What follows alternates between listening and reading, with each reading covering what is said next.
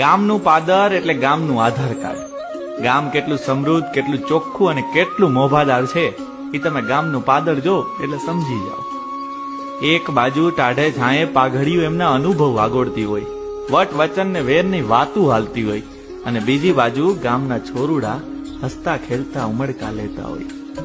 કોઈએ જમીન લીધી કે ગાડી, વીજળી ઊભી પડી કે આડી, આવતા જતા બધા એકબીજાના વાવડ પૂછતા જાય, અને આમ જ ગામે ગામના સમાચાર પાદરે ફરતા જાય. નાટક હોય કે ગરબી પાદરમાં ગોઠવાય, ને ગામના હરેક તહેવાર પાદરે ઉજવાય.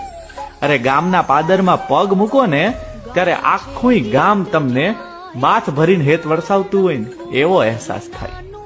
ખરેખર તો ગામનું પાદર એ ગામનું હૃદય કહેવાય. એ આખા ગામને ધબકતું રાખે. અને આવા પાદરની મજા માણવા પાછું ગામડે જવું પડે વાલા, પાછું ગામડે જવું.